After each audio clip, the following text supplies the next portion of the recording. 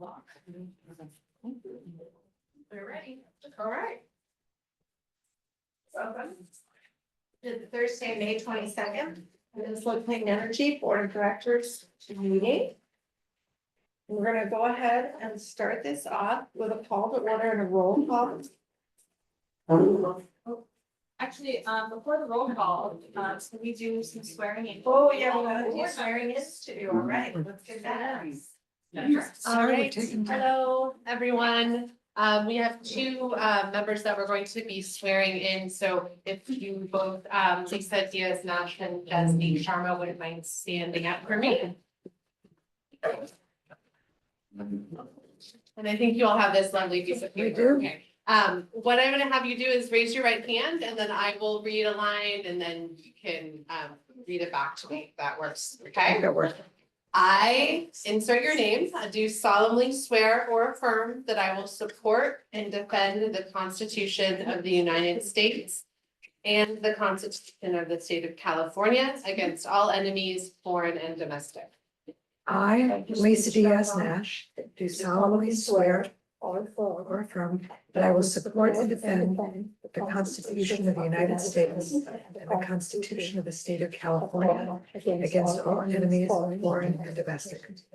That I will bear true faith and allegiance to the Constitution of the United States and the Constitution of the State of California. That I will bear true faith and allegiance to the Constitution of the United States and the Constitution of the State of California. That I will take this obligation freely without any mental reservation or purpose of evasion, and that I will well and faithfully discharge the duties upon which I am about to enter. That I will take this obligation freely without any mental reservation or purpose of evasion, and that I will well and faithfully discharge the duties on which I'm about to enter. Congratulations, thank you.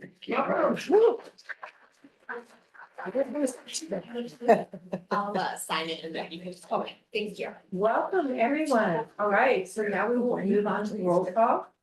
When I call your jurisdiction, if you'll please state your name, and we'll do San Mateo County twice, starting Director Gauthier.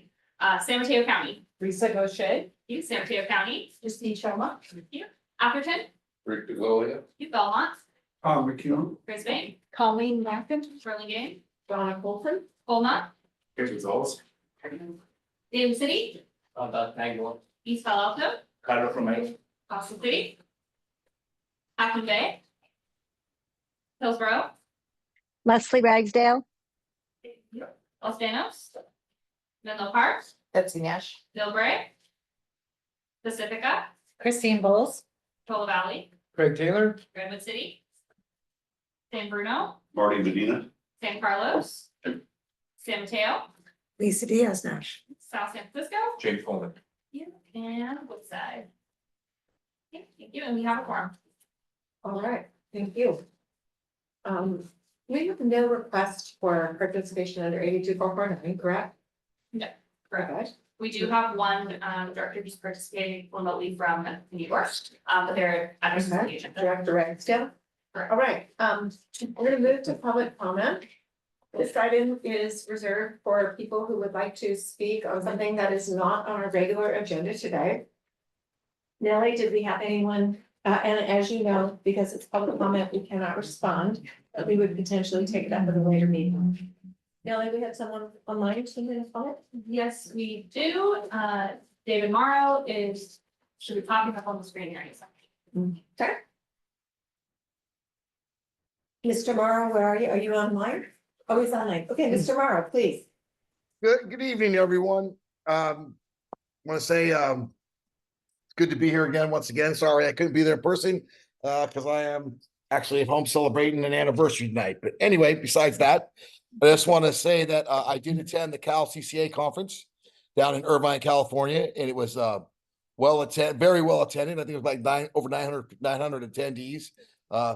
PCE was well represented there. They did a great job. Raphael and Yana did a great job in their workshops that I attended. They were highly informative, and the conference in general was very informative. And I think anybody that is part of PCE if they didn't make it this time, they should definitely try to make it to Sacramento next year. It's a very good conference and a wealth of information. If you can digest it all, God bless you. It is information overload at its finest, but it was a very, very good event. And I congratulate PCE is very well respected in the CCA world, and you guys are doing a great job. And you deserve a lot of credit for what you guys have accomplished. And I'd also like to give a shout out to Sean for her award as the Woman of the Year for the most not inspirational, but what was it? The most. Thank you, Dave. It was awesome. Yeah, I'm sorry, I forgot what it was, but congratulations, Sean. That was great, and I really enjoyed the conference, and I look forward to attending it again next year. That was awesome. Thank you. Thank you, Dave. All right, are there any other comment now? Okay, anyone want to read your in the room? Yeah, want to come up? Okay. Seeing none, we'll go ahead and close public comment. We're gonna move on to an action to set the agenda and approve the consent agenda items, please. Is there anything anyone would like to pull off consent, or is everything okay, or do I have a motion? I'd like to pull number 2. Okay. Number 2 is the approval of an annual amendment to the agreement with Good to provide media relations through May 31, 2022. Yes, okay. I'll move consent with the exception of that. Okay, and let me just check if any members of the public want to be pulled off the agenda. All right, all right, we have a motion from Romero. Second. And a second from, who is that over there, correct? Okay, Director Taylor.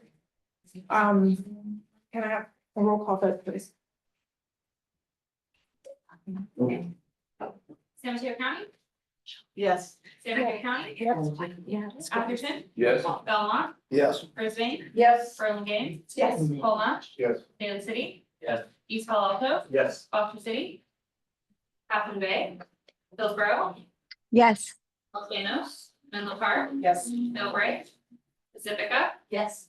Portola Valley, Hi. Redwood City, San Bruno, Yeah. San Carlos. All right, San Mateo, sorry. Yes. Hattiesburg, South San Francisco, Yes. and Woodside. Thank you, motion passes. All right, thank you very much. Item number 2, Director Taylor. So I just wanted to ask, so this is roughly a 50% increase over the year before. Have the services like dramatically increased over that time? And is this sort of, I mean, it looked like a large number overall, starting to get, 800,000, roughly 800,000. And is that in line with what you'd expect for this kind of public relations? Would you like to take that or we can? Sure, I'm happy to take that. So Gwen is out of the office, but I can say that this is a contract that's been going on probably for a bit too long. And so that's why we're in this amendment, we're actually going to go out in a couple months and do an RFP for these services. So this contract is a bridge really to get to that RFP point. So we will, when we do the RFP, we will likely have a new contract with either a new vendor or this existing vendor. So it won't be to that full amount anymore. In terms of the cost for the services, I believe that is due to, actually, let me double check something unless you know. I was gonna say, I did not see that. I can pull it up in a minute, but I didn't think that it was a 50% increase, but I did see that it was an increase for this coming year. I know that Mr. Good has not increased his rates over the last 2 cycles with us when I was in Shalini's job. So I'm aware of that, and this is one of those that has been an evergreen contract since we launched. And so we are in the process of, as these are coming up, getting ready to issue a new RFP for updated services. I will say that when you look out into the marketplace for the scope of work that he does, and he has expanded a bit to work on conferences and really trying to get our thought leadership out into the industry. So it is more than just media relations. His hourly rate, where it all sort of boils down, is not too bad. Okay, yeah, no, I was just sort of looking at the, through 24, it was roughly 500 and now it's, roughly 7-ish. So, Oh, I mean. this is- but- It's It's cumulative. It's 100K. So that's, next year. okay, That's that helps you. Oh, understand that's, that. no Okay. wonder you So each, asked. yeah, because I was just gonna say, it seemed like that was, okay, That's so awesome. this is cumulative over this long-term contract. And then you are looking at maybe doing some kind of RFP. Yeah, in a few months. Okay, Probably great. 3 months max. Good, all right, yeah, thank you, and thank you for clarifying. So the amount this year, I think. I was is gonna say, somewhere they in look the like they're getting 100,000. very large numbers. Yeah. It's 102,000. That's right. Thank you. was 102. We're anticipating controversy. Not. There you go, yeah. Thank you for the question. Yeah, okay, so if anyone else has any, can I take any questions from members of the public? Seeing none, if there's anyone who'd like to make a motion, I would make that motion. we'll have Director Taylor makes the motion. Second. Director Bowles makes the second. Thank you very much. I feel like I'm. You got this like this meeting auctioning. Pretty soon I'm gonna tell you, 100,000, you go 200. We're gonna make some money, from PCE here. So anyway, may we please have a roll call vote now? Thank you. San Mateo County, Yes. San Mateo County, Yes. Atherton, Yes. Belmont, Yes. Brisbane, Yes. Burlingame, Yes. Homa, Yes. Daly City, Yes. East Palo Alto, Yes. Foster City, Half Moon Bay, Hillsborough, Yes. Los Banos, Menlo Park, Yes. Millbrae, Yes. Pacifica, Yes. Portola Valley, Aye. Redwood City, San Bruno, Yes. San Carlos, San Mateo, Yes. South San Francisco, Yes. and Woodside. And motion passes, thank you. All right, great. Thank you very much. Chair report, really not too much to report out. We have a closed session at the end of the evening tonight to culminate the work of the CEO Review Committee. We also will be launching in July, our committee to take a look at the other committees, committee to review the committees. And that work should probably take through the end of the year. Give us some time to really thoughtfully think about and make sure that everyone is contributing and that it's all working in the way we want it to. And we've also been busy with our strategic plans. So those are kind of the things, and legislative work has been, like, of course, right now, so thank you for that. So really, that's all for me. And I'll turn it over to Sean for a more comprehensive CEO report. Okay, great. Next slide, please. Thank you. I do really though, really quickly want to congratulate you on your Well of the Year award. Thank you. So,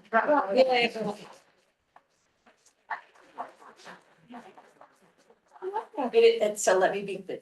It is not Woman of the Year, or I would have called my children immediately. Said, don't forget. They don't.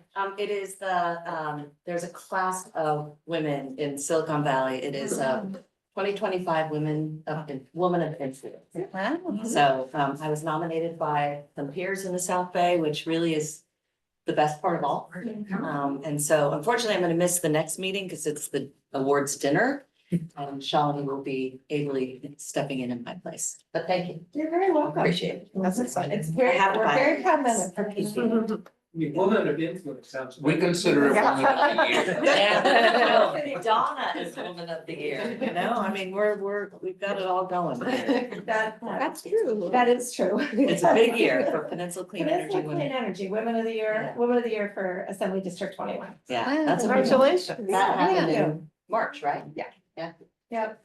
All right, well, Anyway, enough Here we about are. that. We're all enough about embarrassed. that. Okay, let's get on to the business at hand. Next slide, please. So just a couple of, this is just general matters of just from different departments. So just want to let you all know that our fiscal year 25-26 budget process is well underway. We had a very productive meeting with Audit and Finance earlier this month, and they offered a couple of comments. We've got some follow-up work to do. We will be bringing this back to Audit and Finance and Executive Committee in June, on June 9th. I do want to flag that any new board members are welcome to attend those meetings if you want to just kind of dive in and understand what the budget is saying before we bring it to the full board in June. I believe we're also planning a budget briefing session, right? Yes, check your inboxes. There's a doodle from me or our newer board members. Great. It's just all in an effort to make sure that the new board members are comfortable and up to speed and, we can answer your questions early on. Another flag for you all is that the PCIA, our favorite exit fee, power charge and difference adjustment is, has another rulemaking.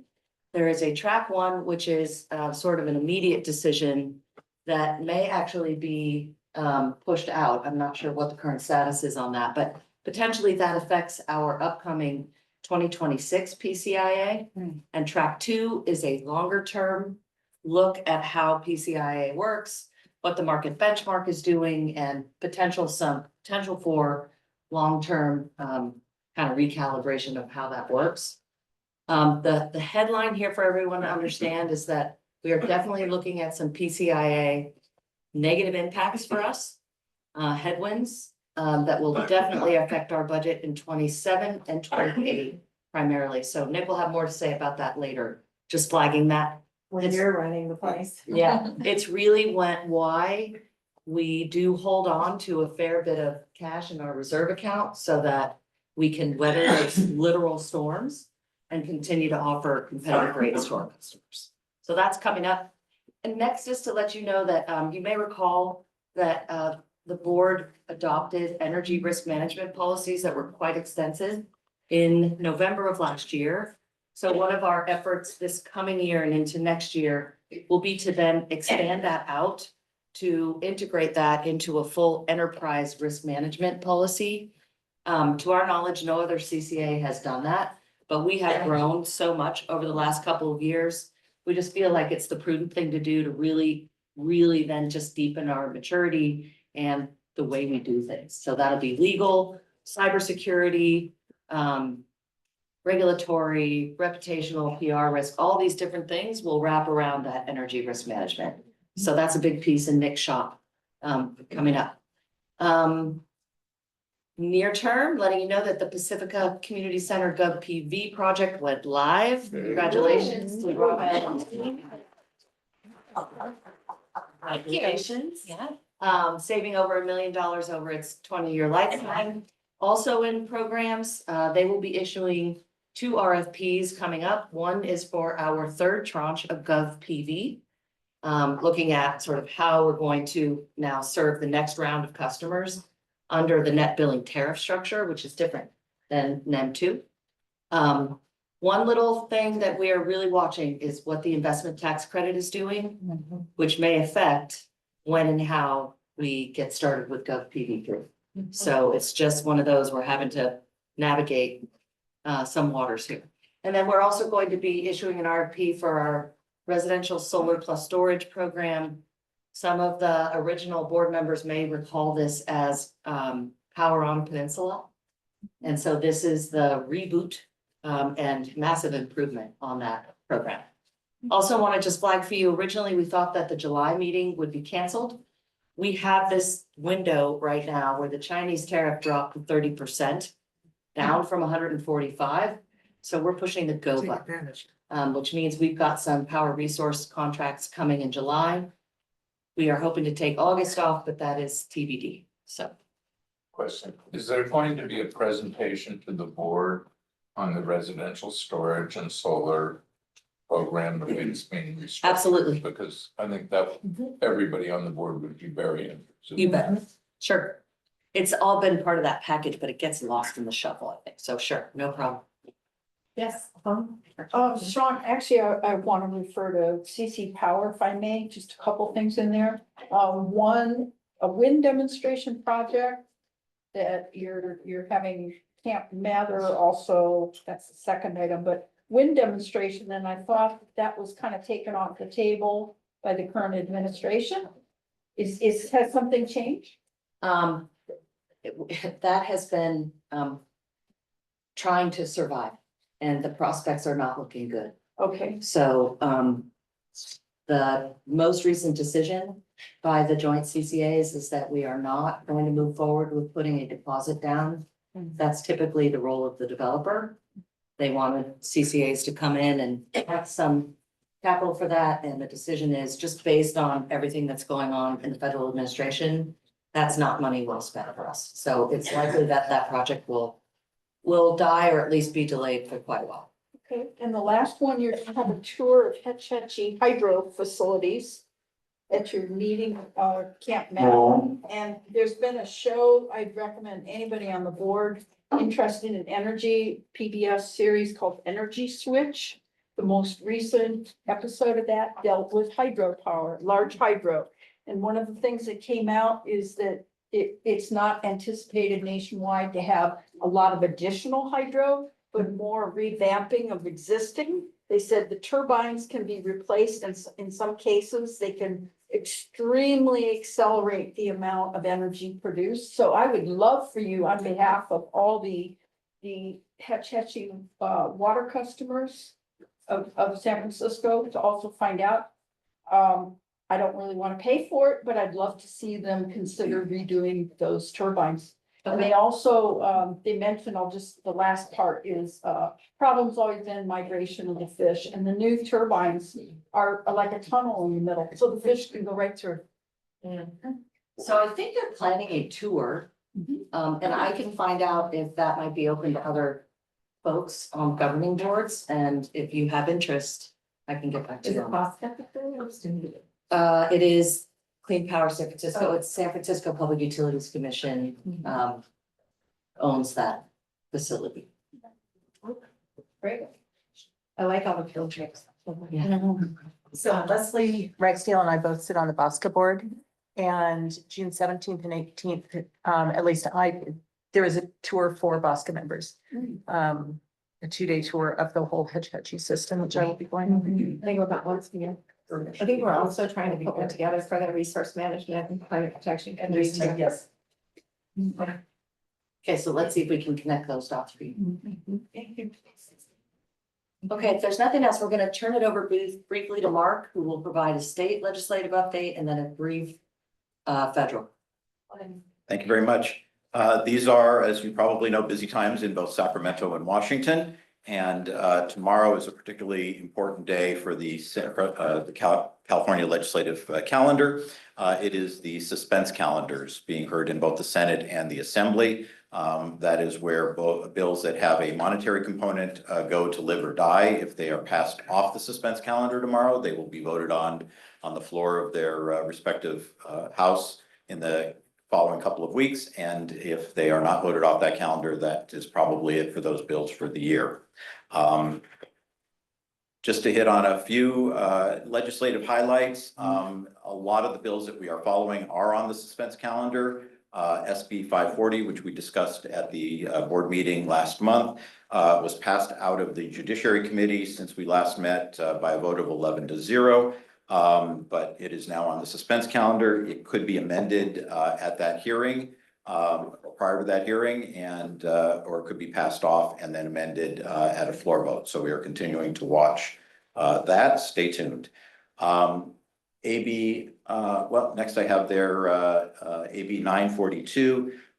That's the bill that was being mentioned is transitioning, if it passes, people from NEM and to NBT after a period of 10 years. Of particular concern to PCE has been whether this would apply to our government PV projects such as the Pacifica Community Center, which we celebrated this evening. But the bill was amended in committee before it was voted on by the Assembly Committee on Utilities and Energy to remove a transfer from NEM to NBT if the property remained in the same hands. So right now, that's the way the bill is posited. With that, it was voted on to the floor of the Assembly, and just note that traditionally PCE has not taken a position on the NEM and NBT bills that affect all of our ratepayers differently. As mentioned, many of the bills we're continuing to follow are on the suspense calendar. AB 303, that was the Addis bill, that was a response to the Moss Landing fire. Never moved and did not receive hearings, so it is apparently dead for the year. However, SB 283, which was Senator Layard's bill, that also would ensure that BESS facilities develop emergency response plans, but doesn't address the location of the BESS facilities. That one is moving and will also be on the suspense calendar tomorrow. Just a brief update on the Caltrain bill, AB 1372 from Assemblymember Pappen. That bill was pulled before there was a committee hearing, And so it was made into a 2-year bill. A 2-year bill will come back in January if the author seeks to do so, but then there's an accelerated timeframe by which they would need to get it through the House of Origin. We continue to work with the Assembly Member's Office and Caltrain and other stakeholders to address the issues there. SB 254, which we've discussed, that is the bill that addresses electricity affordability and the way wildfire mitigation and transmission are financed. That is also on the suspense calendar tomorrow in the Senate. Quickly on the state budget update, you may have heard that the governor released his May revised budget, and we went from a $383 million surplus to a $12 billion deficit. That is not reflecting also certain monies that are expected to be received from the federal government related to wildfires and other funding. So we're watching that closely. The governor has determined that cap and trade should be called cap and invest now, and has provided a little bit of information in the May revise about that. He has proposed $1.5 billion for CAL FIRE.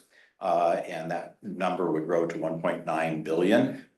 So money from the fund to help fight fires, and also includes $1 billion for high-speed rail. But those are the only two specific line items that he has specified for the Cap and Invest Fund. Moving to the next slide. Our federal update. If you were up late last night or early this morning, you heard about the House of Representatives voting on the major reconciliation bill, which has both budget and tax and other implications, and also extends the 2017 tax cuts, as well as introduces new tax reductions. We're still cobbling together information about what was voted on by the House, but we do so far ascertain that it will affect residential solar investment tax credit and also tax lease credits for solar, that the investment tax credits and renewable electricity production tax credit would go away completely sooner than previously thought, and that construction of projects would need to be moving soon in order to take advantage of those tax credits. We'll continue to watch this and note that this is now going to the Senate, the US Senate, where it will be considered. They're hoping to have a bill out this summer, but there may be differences between the Senate and the House versions of this bill, and so much to be determined. Also breaking today, you may have seen where the US Senate voted to block California's electric vehicle mandate. This is the mandate that California reach 100% electric vehicle car sales by the year 2035. This follows a similar action in the House. This was a power that the US government gave to California in 1967 Clean Air Act to enact their own standards, and the Biden administration had approved these changes. The US Senate and now the House have voted to rescind those, and so Attorney General Bonta has already indicated that there will be a lawsuit over this issue. So stay tuned. I'm happy to take questions. Yeah. Director Taylor, I'm sorry. So on the electric vehicle, man, what they basically withdrew was the waiver, right? Not Correct. Not our ability to ask for a waiver, but the actual waiver in this specific case. Correct. Okay. And this was against the recommendation of the parliamentarian, and so there are some issues here that will be litigated, I'm sure. You mentioned the investment tax credit. Yes. You mean that's for like solar installation on residential. A while back with the IRA, they'd also done direct pay for local government, the tax credit, that's not included in there. That's the ability of local governments to get tax credit when you do clean energy project, but that was something I know we were tracking, is it gonna get included or not? So I don't have an answer for you today, but we're trying to parse out what was in the bill, and Because I know with all the solar projects that you Yep. have coming on, that's Yep. something That's why. we would wanna have in Yep. there, yeah. so we are concerned with the general outlook of what's in the bill, and we're parsing out what the specific provisions are, yes. Yes, Director Bowles? And I'm sorry if I missed it, but there was a bill about reach codes that had to do with the fires and delaying Yes. those as, AB 306 was a bill attributed to Assemblymember Schultz, but is essentially sponsored by the Speaker of the Assembly. It made its way through the Assembly very quickly and without a negative vote. But it has been parked in the Senate for a while now, and it is anticipated that the Senate won't be addressing it until after bills are voted off the floor of the House of Origin, which will be over the course of the next 2 weeks, and followed by a week or so of budget discussions. The budget has to be out by June 15th by constitutional deadline. So at that point, it will be heard in the Senate. It was referred to 2 committees in the Senate. One I'm sure was local gov and housing and local gov, those 2 committees. So we expect that it'll be vetted by those committees in late June and into July and August. Yeah. any question? All right, any more? Thank you. All right, moving on. I'm gonna shift gears, just, several of you had asked for periodic updates on our call center and our participation rate and opt-outs. Leslie Brown is on the line with us tonight. I'm gonna cover this, and if we have any detailed questions, she can field those. But I did wanna report out that we have seen a bump to a new high for us of customer participation across our service territory now to 97.3. Atherton, Hillsborough, Menlo Park, and San Mateo, thank you. Atherton's pushing up to almost 100%, so that is really amazing news. And it just bodes well for all the work that we're doing. More specifically, I'm sorry that it's a little bit hard to see these colors here, but what we're looking at is just really wanting to report out on the first 4 months of this year, which essentially would be our winter months. The green line on the bottom is this year, and what we're looking at here is opt-out rates over the first 4 months of the last 5 years. And so what you can see is this year, with the adoption of our call center, we are definitely seeing real improvement in customer retention and lower opt-outs. So that's really the takeaway there, and I can explain any of these other, big dramatic increase and decrease if you like. What happened in 2023? Yes, thank you. So 2023 was in January. That was when we had a huge spike in gas prices. We had also just enrolled Los Banos. And so with those two, so the confluence of those 2 things, we saw a tremendous spike in opt-outs in that particular winter season.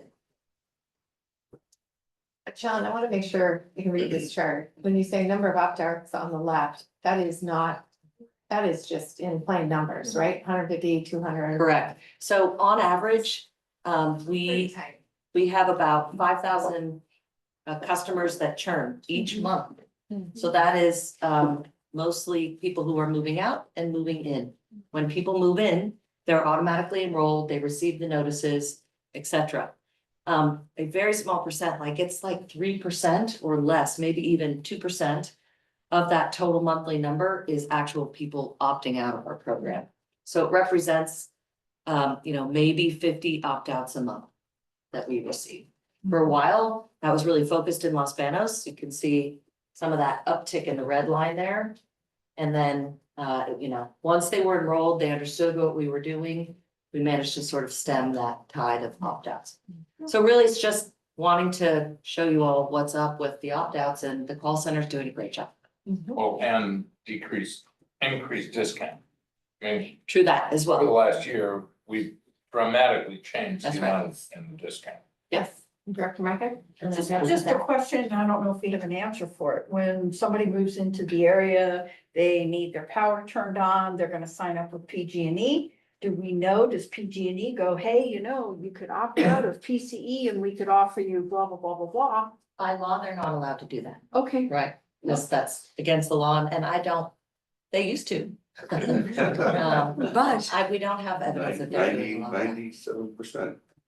Director Nash? All I wanted to say on a personal note, I had reason to call the customer service center this month because we put in a heat pump and we had all sorts of other questions and they were outstanding. Oh, So, just want to yay, share. love that. Everyone- Leslie, I hope you heard that. Kudos for the call center. I did. I will pass that to Stephanie. Thank you. Any other questions regarding call center? Usually in cards, it's Great. terrible. Okay, I'm almost done, I promise. Tomorrow you will be receiving an email from Leilani Johnson and Catherine Hansen. This is our HR team. We have signed on for a new software program. It's called Blue Ocean Brain. This is all part of our effort to expand our professional development and DEAI training offerings. Leilani and team found this online service. It is tremendously affordable and such an array of different micro learning segments. So what is true is that people generally, have a harder time sitting there for 2 or 3 hours when they have work to do. These are 15-minute quick hits on all kinds of different topics. So we promised as part of our DEA action plan that we would provide access to DEI training. This is a piece of that. And so you will receive a password tomorrow and welcome to Blue Ocean Brain. It's pretty cool. Online platform. Thank you. Welcome. Okay, furthering the training and educational opportunities, there are a couple coming up. So on May 29th, I do want to thank those of you that are planning to attend the 2025 Local Energy Codes Dinner event. We are co-sponsoring with Silicon Valley. That will be down in Mountain View. If you're interested in attending, please reach out to, I think, Raphael and Nelly. The next week, I think that's Friday, we will be going up to CAISO. That's our first out of 2 trips to CAISO. I believe there are 5 board members attending. We are providing shuttle service if anyone wants to come. Next Friday, there's a few spots left, so please let Nelly know. Those of you who want to come to Diablo Canyon and tour that facility, that's a pretty special trip. I don't know that we'll be doing repeats on that one. So hopefully you can block it in your calendar, the 28th and 29th. We will go down on the evening of the 28th, tour the facility on the 29th and head back. So be in touch with Nelly about that. And then there's going to be a second field trip to CAISO in November. If you're interested, please let Nelly know and she'll run a doodle poll. Okay? Yes, please. So the Diablo Canyon trip, is it just for PCE board members and staff? I believe there's staff included as well. What's our, I can't remember what our total number is. I believe the cap's 40. 40, yeah, so it'll be a mix. Okay. So just for this organization only? Yes, correct. And I do want to thank Nelly and Mark and everybody who's been involved and Brianna in putting all these logistics together. It's not easy. Okay, questions about that? Has anybody been to the Diablo Canyon facility? Yeah. Okay. Fascinating. Fascinating, especially the security. Yeah, it's a while. You guys heard. All right, please attend. And I do also want to flag next year, maybe while we're sitting here, someone can look up the dates for the Cal CCA annual conference. It will be in Sacramento next year. It's typically in April. We would love to see a robust board participation if you can attend. It's a great conference. May 12th through 14th. May this year. May 12th through 14th, 2026. 14 to 26 is the, Cal CCA. and that's in Sacramento. Okay, quick staffing updates, just a quick shout out to Moya Enright, who's promoted to Senior Manager, Power Market Operations, and Masha Dubrovskia, promoted to Senior Analyst, Account Services. We have 3 interns starting on June 2nd, a couple weeks, and we have 1 position currently open in Innovation Strategy. Lots of community events still. Thank you to our community events team. And then just letting you know, these are the dates upcoming in June for our committees and our board meeting. And we will be meeting in July. And with that, we are on to the Community Advisory Committee. All right, we have, first of all, let's take public comment if there is any on the CEO report. No? Okay, we'll turn it over to Jason Dennison. Hi, good evening. sorry. Thank you, Chair Colson. Honorable PC Board, staff, and members of the community, I'm delighted to share what occurred at our PC Community Advisory Committee meeting on May 8th, 2025. First, the Community Advisory Committee heard a presentation on PCE's proposed Distributed Energy Resources Management System from Jana Kopchak-Landa, Associate Director of Innovation Strategy, and Peter Levitt, Senior Programs Manager, Distributed Energy Resources. It was a great presentation, and the CAC unanimously approved the following recommendation for you, which goes as follows. The CAC favors the adoption of the DERMS program and recommends the approval of Lunar Energy to carry out the MSA and Scope 1 and Scope 2 contracts. Next, the CAC received a report on the proposed residential solar and storage program from Rafael Reyes, Senior Director of Energy Programs. And again, the CAC unanimously approved the following recommendation. Excuse me. The CAC supports an integration of electrification and solar plus storage programs, focusing on how to use external financing to meet the goals of Peninsula Clean Energy. After that, the CAC heard a presentation from Blake Hershaft, Building Electrification Program Manager, and Ryan Gardner, Director of Climate Action and Adaptation from Rincon, where they explained their modeled greenhouse gas emissions reductions associated with municipal policies.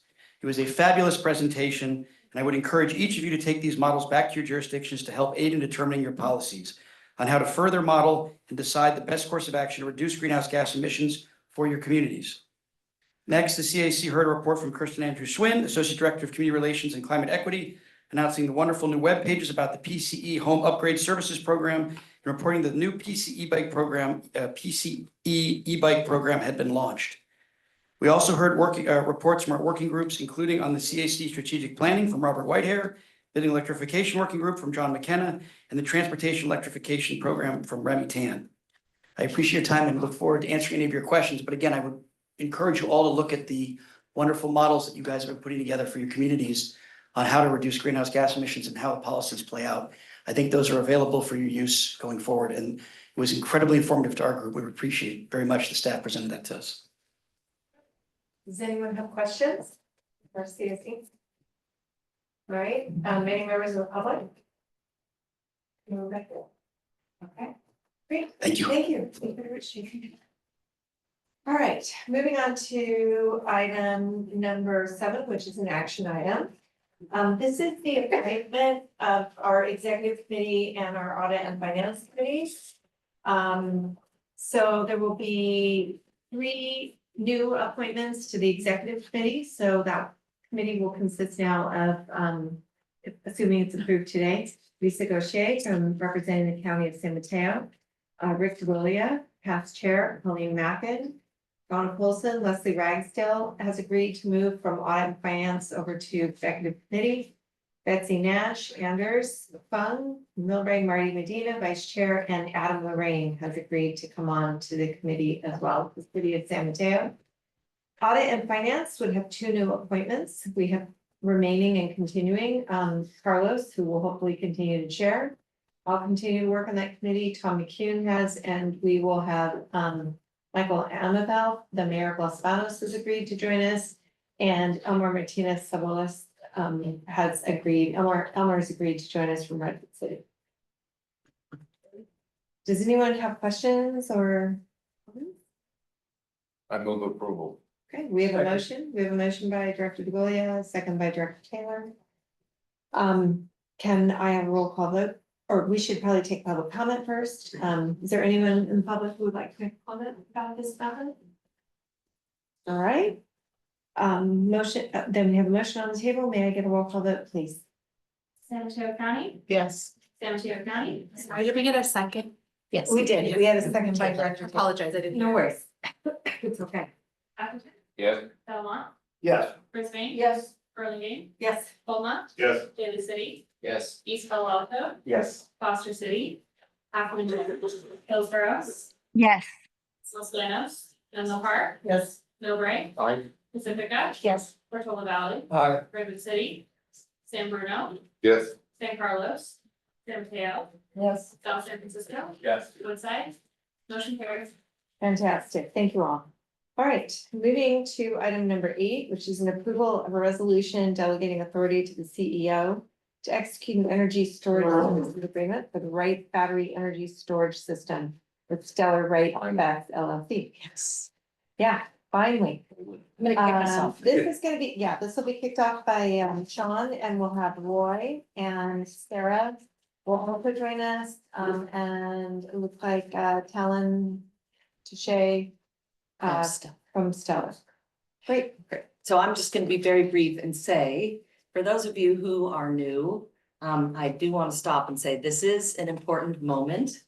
I want to tip of the hat to all of the longtime board members who had this vision.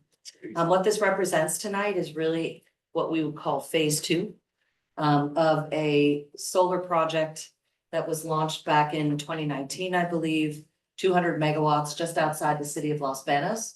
It is the reason why Los Banos came to join our service. And it's always been contemplated that we would someday figure out how to put a battery on that site, to co-locate a battery, to really maximize the value of that project and reduce curtailment. And so this has been in the works for quite a while. It was suspended or delayed for the last several months due to the tariff situation. So we were moving down the tracks and then we had to stop. Now we see that the tariffs have dropped, and so this is one of these examples where we're pushing the go button. And I just want to say it's an exciting time. The battery is within the existing footprint. Mayor Emmaville has been briefed, and he's not with us tonight, but he is fully aware of the project and I believe supportive. So I'll turn it over to Sarah and go from there. Thank you. Great, thanks, Sean. Good evening, members of the board, members of the public. My name is Sarah Mata, I'm the Senior Manager of Power Resources. I was part of the team that helped negotiate this project. Joined by Roy Hsu, our Director of Power Resources, will be presenting to you about the project tonight. Tonight, we're seeking your approval to execute the contract with the Wright Battery Energy Storage Project being developed by Stellar Renewables. The project would be, the contract would be a 20-year contract starting on June 1st, 2026 in a not to exceed amount of $332 million over the course of the contract. Although there's a good chance that the cost will be less than that, and we'll talk a little bit more about that possibility. I don't have a clicker. Next slide, thank you. Tonight, we're talking about background on the project. I'll go into a little bit of a project overview and then turn it over to Roy to tell you about our counterparty in this contract, as well as the value analysis of how this project benefits Peninsula Clean Energy and our customers. We also have Talon Doucette from Stellar Renewable Power, the developer of the Wright battery, say a few words about his company. And then we'll go over the recommendation. Oh, we'll do recommendation at the end. Thanks. Okay, so as Sean mentioned, Wright Solar, many of you are familiar with it, is our flagship renewable project. It's outside the city of Los Banos, 200 megawatts of solar PV. It came online in January of 2020. Peninsula Clean Energy is the sole off-taker of the power from this solar farm. We have a 25-year contract, so it goes through 2045. And as Sean mentioned, ever since this project was originally scoped back in the very beginning of PCE, we've always thought of it as build the solar now. When the storage market and storage technology is mature enough, we will add storage to the project. So the benefit is that we've been planning for this battery since the beginning. The permitting, the engineering, the design all contemplates adding a battery. The interconnection agreement to the grid, that agreement with CAISO and PG&E, also always contemplated adding a battery, so only minor amendments are needed. And the last thing I'll say is that there is a community benefits agreement in place with the owner of Wright Solar since 2015 to ensure that there are direct economic benefits to the county. There's a $25,000 annual benefits payment to the county, and when we add the battery, the solar owner will increase by $5,000 per year to that solar benefits agreement. And just to put it in context, 200 megawatts, 850,000 solar panels. Wow. It's a very large project, yes.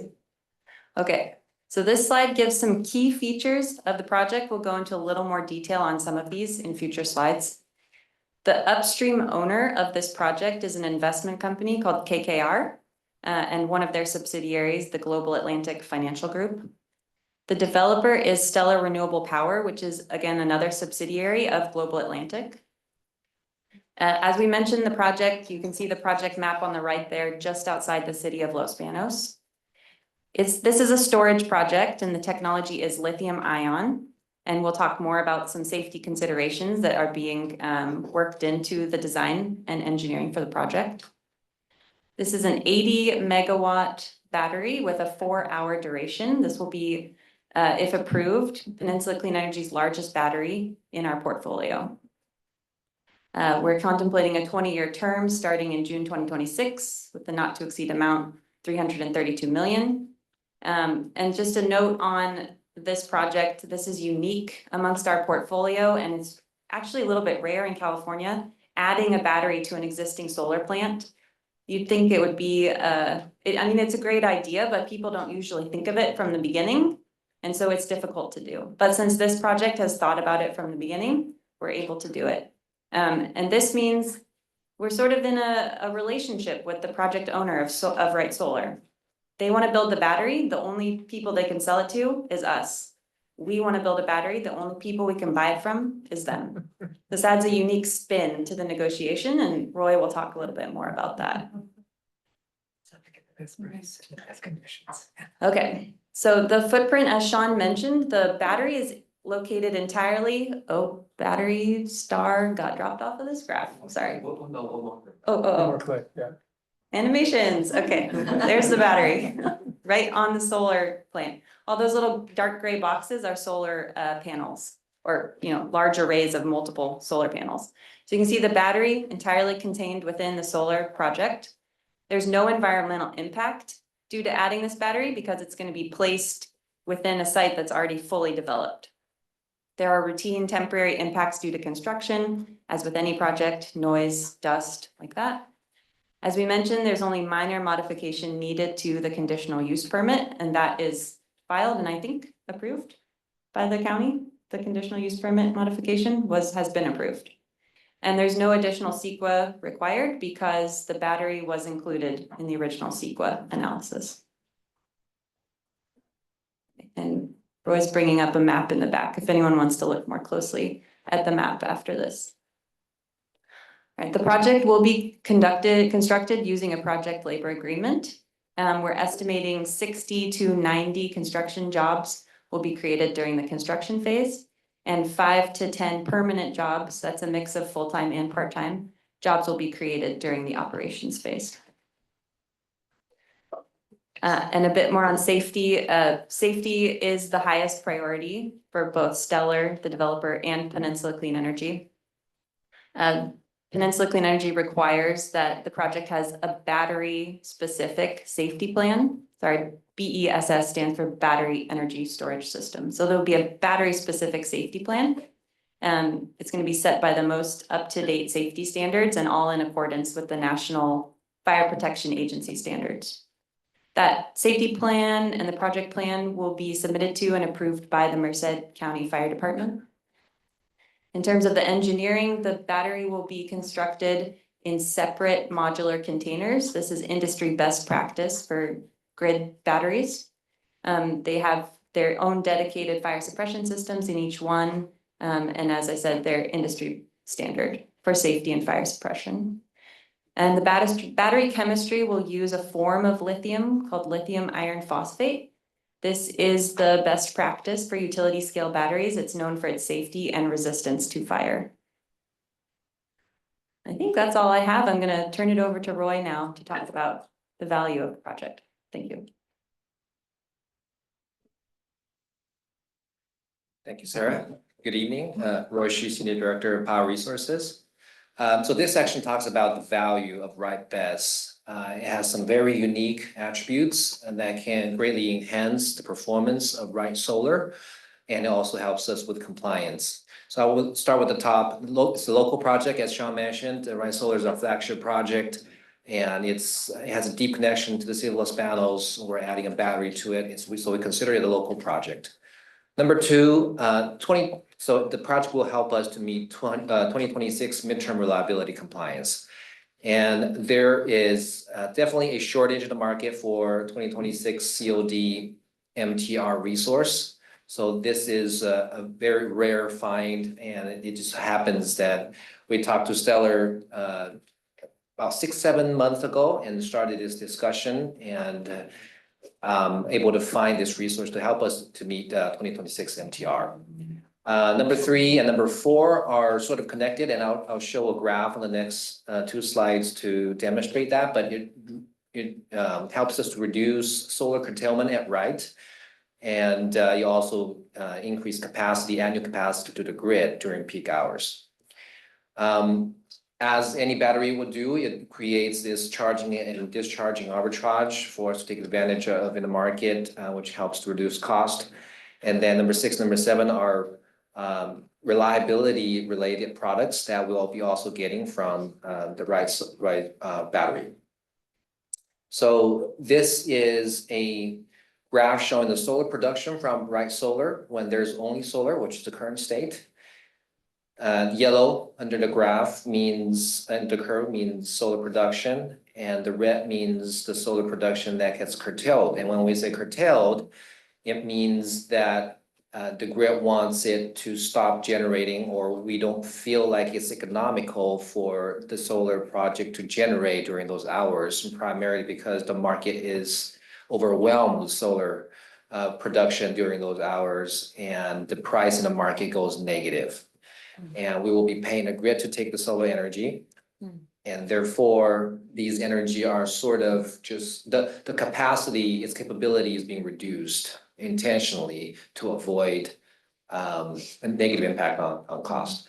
So once we add the right BESS, although this is an 80 megawatt battery, but we have a 200 megawatt solar, so it doesn't completely resolve this problem, but it solves half the problem, as you can see from the green bars. We are able to, with the battery, store a lot of what otherwise will be curtailed solar energy into the battery and discharge them later in the evening when the grid needs it. So this has 2 benefits. One is to reduce curtailment, we're able to generate more renewable energy credits by letting it produce. So that is a valuable product. It's what we call PCC1, bucket 1 RECs. And then at the same time, we're helping the grid by adding the capacity in the evening hours. So it's a win-win for both PCE and the grid. Roy, Yeah. If the battery were larger than 80 megawatts, would it have further reduced the curtailment?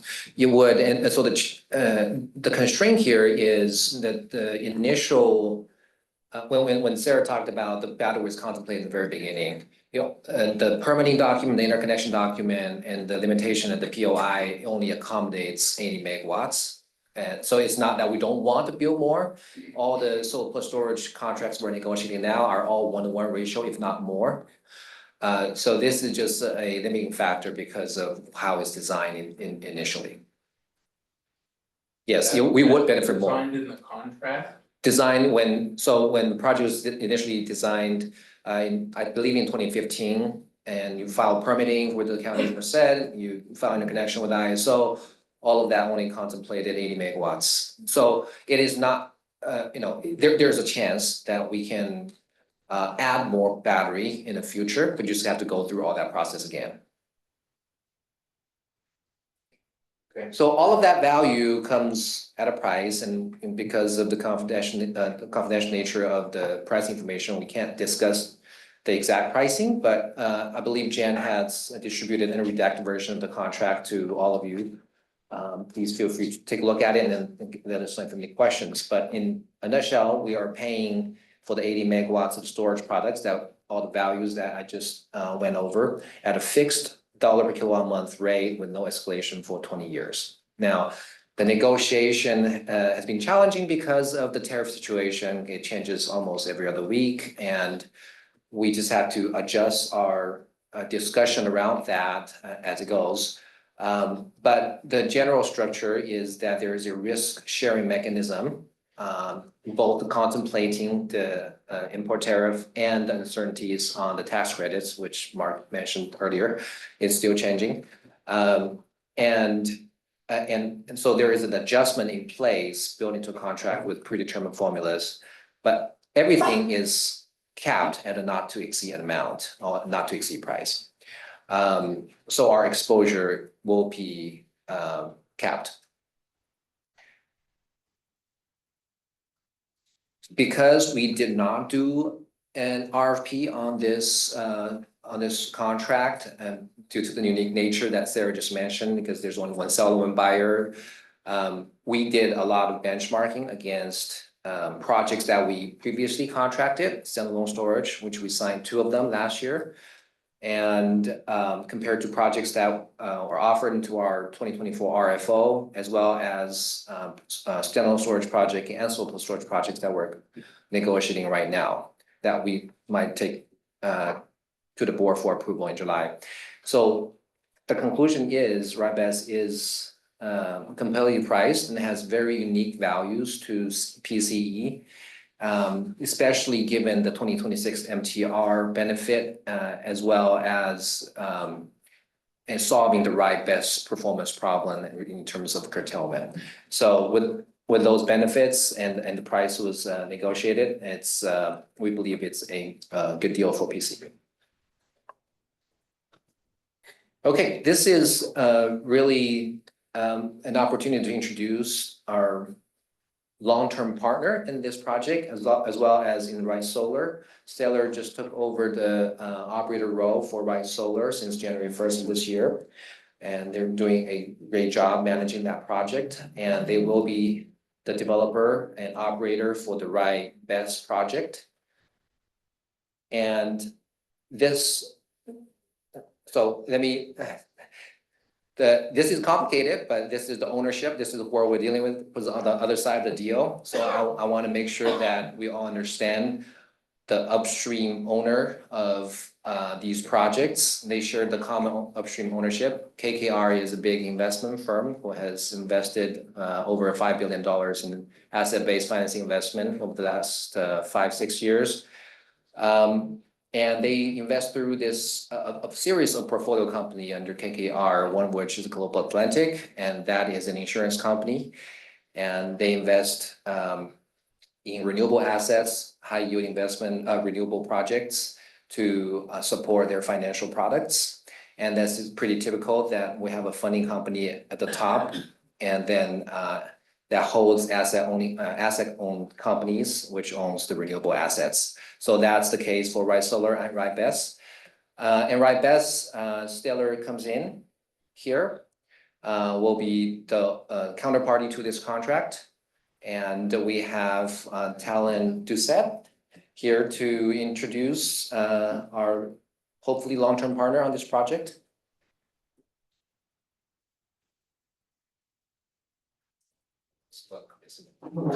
Hi, I'm Talon. It's great to meet all of you. Yeah, Roy really, I mean, took you through it. We're Stellar Renewable Power. As Roy had said, we're a portfolio company of KKR. We have projects all over the country. KKR is invested in all sorts of portfolio companies and was the original investor in the Wright Solar project.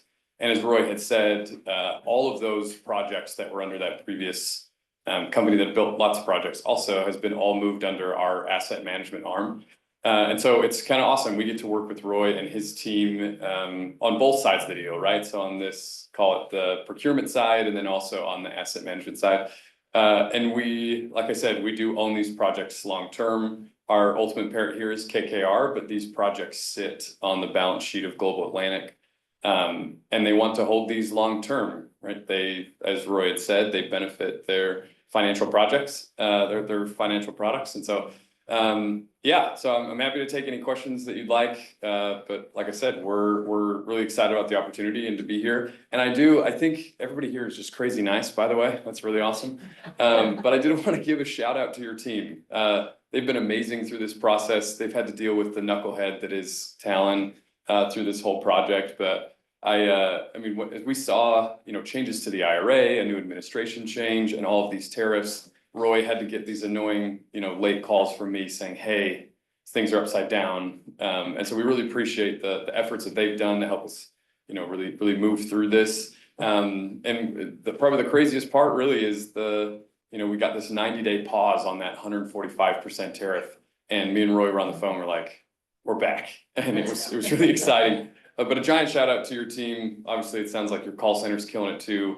And sorry, I'm probably overselling them a little bit, but I work with counterparts across the country, and I've really enjoyed working with this team. You have extremely smart individuals who really do love your ultimate constituents here and want what's best for you guys. And I'll be honest, they were hard negotiators, so I appreciate all they're doing. But happy to answer any questions if you have any for me. Okay, I'm gonna go ahead. If we have any more comments from our staff, all right?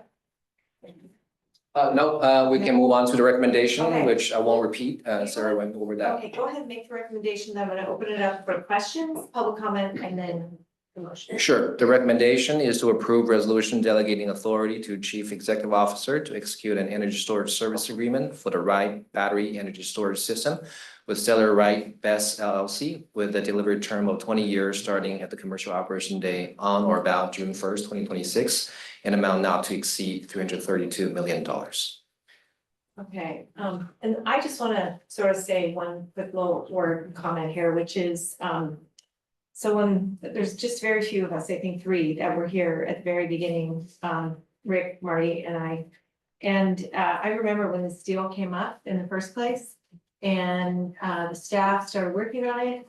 The ability to foresee what we were gonna need a decade later, I really wanna say Jeff Alves, Dave Pine, Jan Pepper, Rick, Shiboya, these are people who, and Pradeep Gupta, who really understood how this business was gonna look in 10 years and had the vision and the foresight to put this in the contract to enable us to do this today. They're not here to take credit for it, but, you know, Raphael was a part of that early on, as well as part of our staff. Just thank you guys all for really having the vision to do this and really understanding what this business was about. You made it possible. So with that, I'd like to open it up to any questions anyone has. Oh, yes, Director Taylor? You had mentioned charging and discharging arbitrage. Is that any more than what you showed in the graph? I mean, is there an option to actually pull things from the grid and charge the batteries and then discharge them at a better rate, independent of the solar array itself? There's that opportunity. So it's a co-located storage. And so there are 2 types of hybrid projects. One is called a hybrid, which is connected on the DC side. One is co-located on the AC. So one has, so this configuration, we have two resource IDs. In our jargon, it means they are treated very separately, like 2 separate projects. So the battery is able to charge from the grid and discharge from the grid. I guess. Good question. Any other questions? Yes, comment? I want to stop and say also thank you to our team and the team prior to our current team. This is a long time coming. I also want to give a shout out to Talon and Stellar, who worked with our team tirelessly when the tariffs were just moving all over the place, trying to figure out a plan B for how we could get, you know, the product into the country in order to build this project.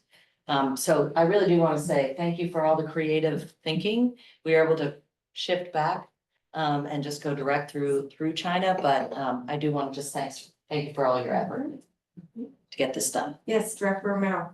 Yeah, Roy, the assumption is that the investment tax credit is going to help kind of pay for this project. Is that correct? So yes, it's a tough question to answer at this point, but yes, the assumption is that the 30% tax credit that this project currently qualifies will be here because the latest language in the bill 60 that days, beginning of construction, 2028. Yes, that's, You have 2026. you have the very current information, yes. Right. So Tal and I talked about this morning because it's very late, latest news.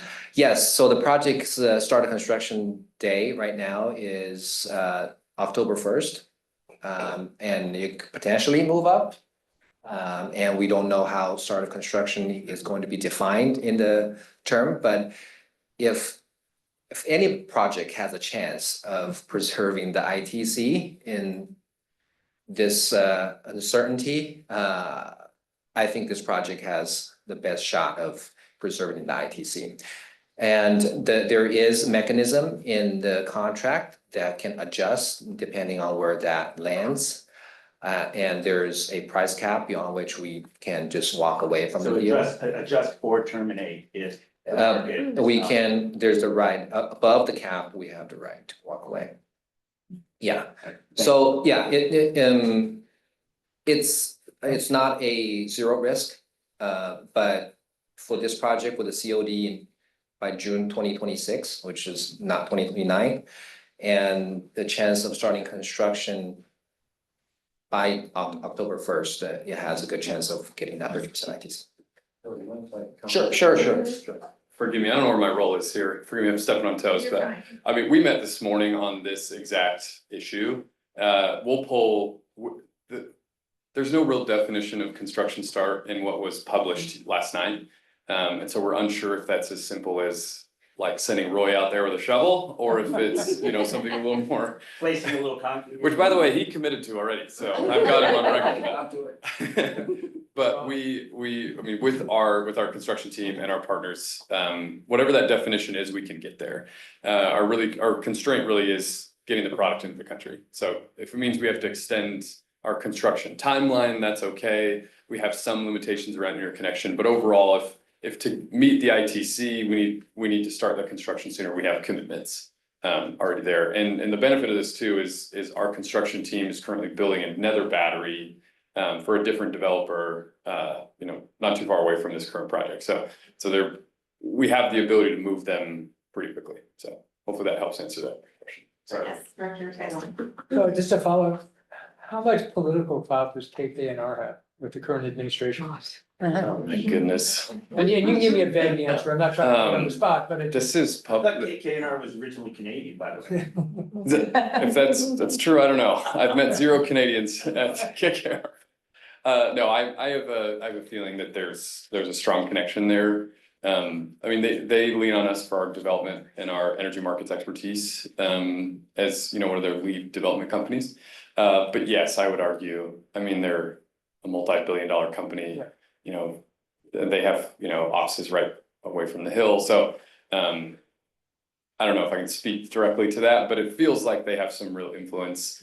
I can say that we were a little bit more nervous, because again, we have projects being built basically every year, all the way out to 2032.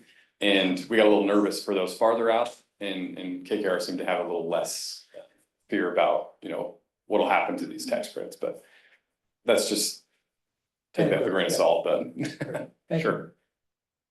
All right, if there's no more questions, I'm gonna go ahead and open it up to public comment. Anybody has me or no, anything? Yes, we have public comment. Dave Morrow, you can pop it on the screen here in a moment.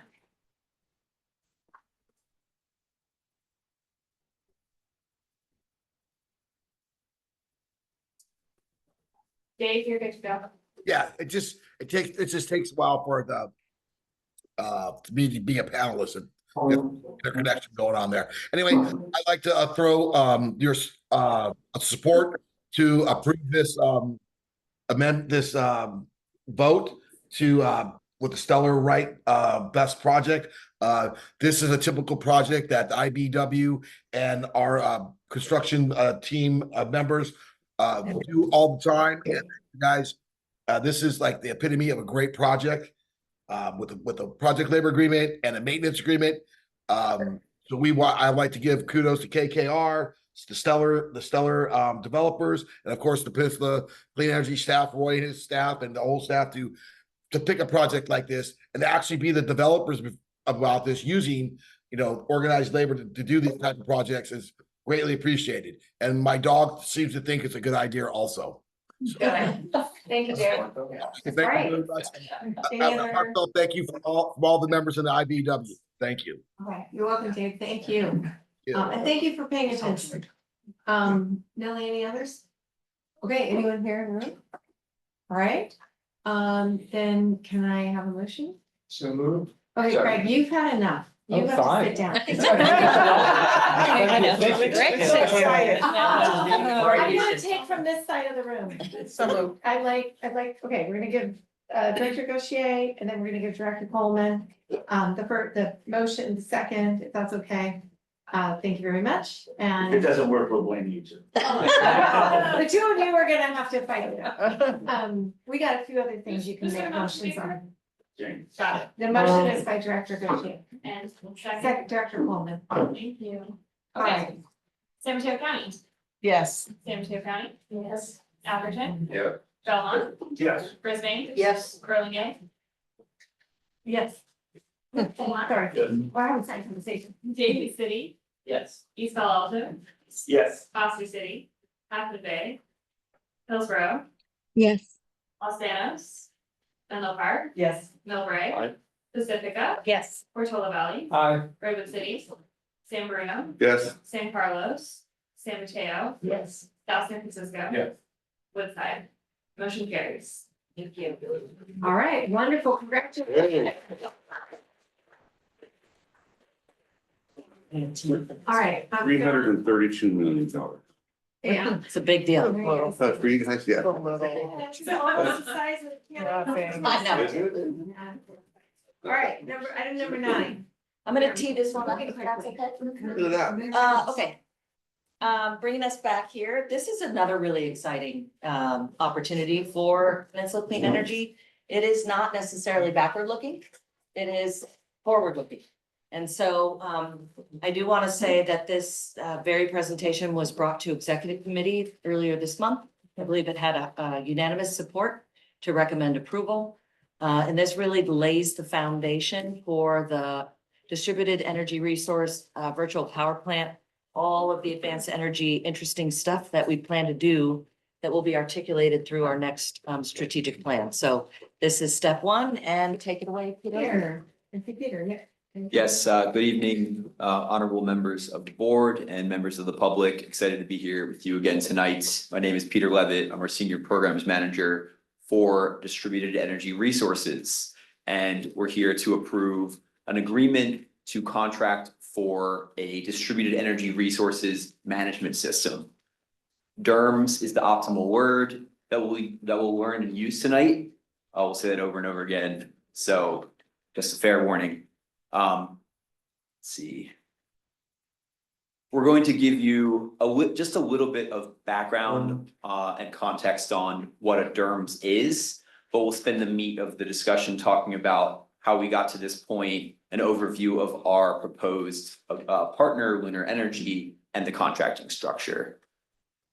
So for context, as most of you are aware, PCE has been working on establishing a strategic plan over the next 5 years. One of those 4 pillars or the strategic policies is centered around DERs, or distributed energy resources. We last month brought to you a DER framework that explains what our planned activities would be over that 5-year period in order to drive forward DERs. The DERMS platform is central to all of that. The DERMS platform is an enabler of virtual power plants, and that is one of our goals within the framework. That goal specifically is to develop a VPP, or virtual power plant, that aggregates 10 megawatts of capacity from resources in our service area that drive benefits to PCE and to our customers. So the DERMS here, the Distributed Energy Resources Management System, is the optimal, is the platform that enables a virtual power plant. It allows us to control devices that are deployed at customer locations. And as you're familiar, we're doing a lot of that through our energy programs arm. So the DERMS here is the central piece that connects and gives visibility, monitoring, controls over various devices located at the customer home, like an electric vehicle, a heat pump water heater, a smart thermostat. So some of you might already be participating in a virtual power plant with your smart thermostat. And a big one, of course, too, is battery storage. So the DERMS platform here is like a key, it's the glue that connects all these devices together and gives PCE key visibility into what's going on with those devices. The why behind utilizing a DERMS is that it can drive a lot of benefits, not just for the customer, but also for PCE and society at large. So take a battery, for example. With the DERMS that has a battery connected to it, PCE, if the customer has given us permission, we can tell that battery, hey, dispatch in the evening, in the same way that Wright Solar is load shifting and moving that solar energy outside of the daytime into the evening. You can tell with a DERMS platform, you can do that one battery at a time. And that doesn't sound like a lot, but it really adds up over time when you deploy a number of devices.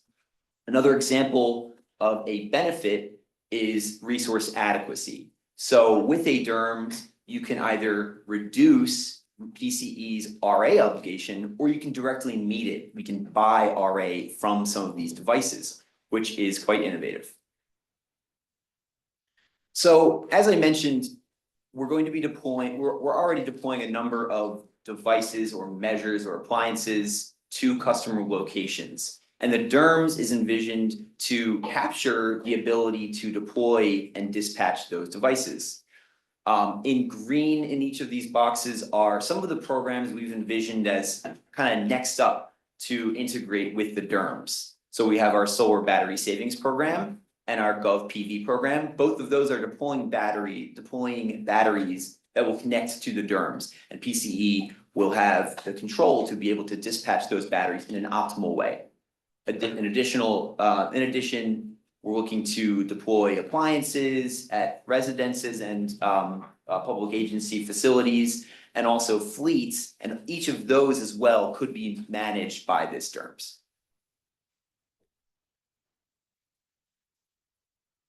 So apologies that these boxes are a little small to see. The left hand, in the left side of the column here is explaining that there are various technologies that are connected. The next column over shows how many devices there are in PCE service territory.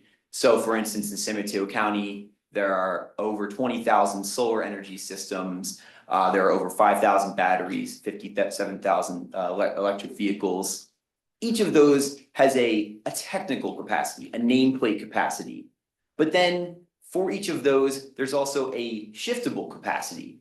So if you look at the top bar, solar PV, there's tons of devices, a lot of megawatts of technical capacity or nameplate capacity, but we can't shift solar energy. There's no shiftable capacity there. But with batteries, we get tens of megawatts of shiftable capacity. With EVs, there's a lot of megawatts of shiftable capacity. And on the right side, you'll see that we estimate that the total addressable market of load shifting potential in our service territory is a combined 33 megawatts across San Mateo County and Merced County. And if you hearken back to the goal of 10 megawatts of shiftable capacity, that assumes that we're attempting to capture about a third of the total addressable market of capacity that is deployed today. But also, as Sean was mentioning, this is forward-looking. We're going to continue to deploy devices in our service territory like these: battery storage, electric vehicles, heat pump water heaters. Some of these are just on the early end of their adoption curve. And so it's really important for us to get the DERMS platform underway now so that we can continue to capture the connection to these devices over time. Yes. Director? Are those figures residential or a combination of residential and commercial in our territory? Combination. Okay. So we ran an RFP to procure a DERMS platform. We issued this in September. We got a lot of response. We partnered with our neighbors to the south, Silicon Valley Clean Energy. And so that was one of the reasons why we got so much attention. We shortlisted bidders, we interviewed them, we created a final list, we interviewed them, and then we selected Lunar Energy to be the partner for us. About Lunar Energy, they are a battery manufacturer and provider of the DERMS platform. They offer their grid share platform, which is the name of their solution. They're internationally focused, but they have a local presence right here. They're headquartered right in Mountain View. It's notable that Ava Community Energy in the East Bay is also selected Lunar out of a comparable competitive solicitation. That speaks to who Lunar is. They've been really, really good to work with. They are very smart folks. They come from, they've experienced complicated energy markets. They're a good partner for us. They have hundreds of thousands of devices connected to their platform today. They know the California energy market, and notably, they have battery experience, which is really helpful for what we want to do with them. The DERMS contract structure is important to understand. So we're not going to focus on the bottom right and the bottom middle box. We're just going to focus on the top two and then scope 2. So the MSA, or the main services agreement, is the legal structure needed to enable this agreement. Scope 1 is sort of like the architecture of the software platform or the tool. It explains what Lunar's commitments are from a technical perspective. Scope 2 explains how we're going to structure PCE's programs to connect to, and the devices that we deploy through those programs to connect to the DERMS platform. And then eventually we'll move on to even more innovative stuff, which is the scope 3 and scope 4. So some important details about the contract. We're going to pay them an upfront, a small upfront fee, and then an ongoing software access fee. In addition, it's sort of like a pay for performance structure, where the more devices we connect to their platform, the more they get paid, so it's a volumetric fee. And so you can see that the scope platform fees are about $700,000, and then the connected capacity fee and the partner fees are volumetric. So the more devices we deploy to their platform, the more we pay for them. Or really it's just like a 1-for-1, each device comes with a new fee. And the $3.1 million is a projection of how much we can achieve with them over the 5-year period. Some other important contract details here. We have the ability to terminate the contract both for cause and for convenience, which is important flexibility for PCE. And then there are performance guarantees that Lunar provides. There are timelines for their technical support and the response thereto, and there are different security level or severity levels. And then there are load shift performances. So if we expect them to shift the customer load using the devices we have deployed, then they have commitments to PCE for that, and there are performance credits paid by Lunar to PCE if they underperform in either of those areas. So by way of next steps, right now we're here to just approve the main services agreement and scope 1 and scope 2. And so once approved, we would move forward with executing those agreements and really getting started on integrating the first devices to the platform, which will be residential batteries. And then later this year and beyond, we will do new innovative partnership agreements with Lunar and bring those back to the board. So our recommendation here is to approve the main services agreement and those 2 scopes that I just mentioned, the delivery of the grid share platform and the integration of PCE administered programs with Lunar for a DERMS platform with a term of 5 years and a not to exceed budget of $3.1 million. All right, this is, I think, our second time we've seen this. Thank you for that. I want to open it up to questions. Yes, Director Nash. Will you too? Please. Whoops. Okay, we're gonna go. We're gonna go back to you and Lisa. And then Lisa. So my question is, in the staff report, it talks about the load shift performance, if it falls outside of the expected performance. Lunar will pay Silicon Valley Clean Energy. It doesn't mention Peninsula Clean Energy. Oh, there must be a typo. So yeah, we partnered with Silicon Valley, had similar language. So the intention is for us to be paid, not Silicon Valley. Thank you for flagging that. Good catch, good catch. All right. And what's something terrible happens, the UK falls apart, something disastrous happens and they go away. What? Well, thankfully, most of Lunar's operations have shifted to be focused on the United States. They're really doubling down on their operations in California, both in terms of their software solutions and their battery manufacturing. And if something were to be seriously in jeopardy, we could potentially walk away from the contract with them. If push comes to shove, we have termination for convenience permissions. And then we could potentially look at standing up a different partnership with a number of competitive DERMS providers. But they also are, in terms of the geopolitical dynamics, they're working in the United States now too. And the interconnection between Lunar and ourselves, is it so unique that you would have to rebuild with another company, or is there certain pieces of it you could go from if you? Our thinking is that if we were to need to transfer to a different DERMS provider, you could move over some of the devices that are located on one to another potentially. But that is, I would say that's more like speculation, and we haven't really explored that fully. Yes. Operationally, how does this connect to the customer? Do they have to? Like I'm guessing they have to, have the software somehow on their phone or something, but they have to sign something or they have to give permission to PCE. So how is that process gonna happen? I'm just curious. Yeah, you nailed it. This new DERMS layer should potentially be pretty much invisible to the customer. The thing that gets them to provide permission to PCE or to Lunar or to a different entity to enable their participation in a virtual power plant is usually a push notification, or they sign an agreement. Like if you add solar and batteries to your home, you often cede permissions to the third party that you're working with to have dispatch rights to your battery, for instance. So I hope I guess the question is, so hearing that, I'm assuming Lunar has some strategy on how a customer sees that and understands that. Oftentimes when we download the software on our phone, we usually just scroll through, we don't read through anything and we say, I agree. I'm assuming PC will have some strategy on how they have transparency into the process to help the customer understand what they're signing up for. 100%. And I would say that that's actually a big reason why CCAs are in a really good position to take a customer-centric approach to the way that this unfolds and respond to any customer complaints that might arise. Yes, Director Megan. In the report, there's a line here that says most of Lunar's proposal was focused on residential customer engagement, but they can also reach commercial and industrial. Are we anticipating that they're going to go ahead and do commercial and industrial? It says through their partners and subcontractors. Is that an expectation? It is, yes, 100%. One of the first use cases here is intended to be non-residential battery storage connecting to the platform through our GovPV program. Thank you. Yes, Director, go ahead.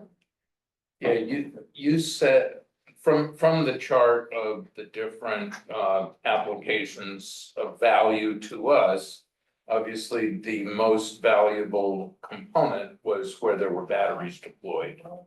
And I think you said that they're involved in building batteries as part of their business. Will they be and the number of PV customers that we have is about 25,000, and about 4,000 of them have batteries, which means there's a large number that don't have batteries. And it's obviously in our great interest to encourage those customers to add batteries. Will Lunar be involved in adding batteries or making available batteries to customers that have PV but don't have batteries? Potentially, I mean, they will certainly be installing batteries in our service territory, but I would say that the specifics of that, the response to that question is largely going to be related to how we stand up the next iteration of our residential solar and storage program. Right, so that deployment of batteries wouldn't be part of this contract, that would be a separate deal. It could touch this agreement in a way, but it wouldn't be initially. No, it would be a separate agreement that we would have a different scope is how we would call it. Yeah. All right, yes, Dr. Nash. B, Google has Nest Renew. How does that play into this? Although I realize it's just one portion of it. Yeah, so thermostats like Nest thermostats are a viable prospect for us to load shift with. So we're in talks with a variety of hardware providers, including ones like smart thermostat companies, to evaluate the opportunity to have them integrate with the DERMS platform so that we can load shift with those customers' appliances. Yeah, I hope that answers. Honestly, for what I need, yes. Just one other comment is that Nest Renew, when I looked at who they were working with, are not working obviously with PCE, but also not working with PG&E yet. So I don't know if there's any opportunity there. Yes.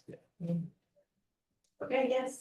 Yeah, I'm just curious, where would AI in future play a role in the distribution of energy? One of the most plausible use cases around AI here is on optimizing based on various inputs. So there might be value to the customer, value to the grid, and value to PCE. And that changes over time. And AI might be able to predict which value should be prioritized the next hour or the next hour after that. So that's probably how this space is moving, but I would say that's like several years away from being even evaluated still. Yes, Director Romero. Yeah, Peter, so the fees are volumetric, but they're not based at all on what load shift we receive out of it. The load shift is defined in the agreement. The load shift expectation by device, by asset category is defined in the agreement. And then they have a band that they have to commit to. So they can't provide less than, for instance, like 90% or more than 110%. So there are performance guarantees tied to the expected load shift volume by asset, if that makes sense. Yes, but what's the compensation if they don't reach those numbers, those benchmarks? There are penalty payments that they owe to us, which is a percentage of the annual fee that we pay them. So we would recover some of those. I mean, they're a huge company. They've been doing this before. I continue to say, we've talked about this offline, that the proof is in the eating of the pudding, and let's see, you know, how they can perform. I mean, I agree, I'm sorry, our county representative. I mean, I think it's gonna be really important for us to, with our customers, say, this is what you are getting into if you go into this DERMS platform, right? I mean, I think eventually it's just gonna become commonplace, right? Because there's a ton, right, of electricity that could be moved around and actually, I mean, the RA is great that we could get out of this thing. But I think it's gonna take some time for us to understand, oh, they just turn, you know, potentially there's a thermostat issue that gets turned down, whatever. So I'm totally for it. I just, I really want to, a year from now, when are these guys gonna start? Pretty much within the next like month or two, once we execute the agreement. Great, I'd love to see where they are in a year. Yeah. Thanks. Which is a really good point, because this is a term of 5 years, so, I think what I'm hearing is a request that, you know, we get updates on this maybe in the next 12 months, and there's an annual review on it, just to understand it, so. Which I'm And sure. I'm this gonna say, happens. Rafael, when I asked Rafael maybe a year and a half ago, when they first made this presentation, I was like, what the hell are you talking about? Rafael said this rather dense, I don't know, 60-page, but it was actually easy to get into. It explained DER in a relatively kind of whatever, consumable way. And it has helped me through this journey to really say like, okay, I kind of understand what I'm talking about, what you guys are talking about. So you should give that to everybody. It's great. That will be summer reading assigned. When you're reading one. Great on the beach. Okay, if there's no more questions, I'm gonna open it up to members of the public. See if they have anyone. Or anyone back here. I also want to know, while Nellie's looking for that Yana and Peter worked on this together. Thank and you, I just wanna neglected to make mention, sure that yes. Everyone, Peter's running the meeting today, but Yana was really involved. She presented last time, so they've done a great job of tag teaming this, so thank you both. Yeah, so I neglected to mention that Yana has been instrumental in getting us from 0 to 1 on the DERMS partnership. And has been a very tough negotiator, a la Roy and Sarah. So it's been a pleasure to work with her, and the Lunar team too has been tremendous, so. Thank you. Okay, no public comment then, I'll close public comment. Do I have anyone who would like to make a motion? I'll make a motion All that right, we approve the agreement for distributed energy resource management system with Lunar Energy. we have a motion by Director Mack and a second by Director D Nash. Instead of D Nash, D as in. All right, maybe to the roll call vote, please. Senator County? Lisa, that's you. Oh, I'm sorry, and then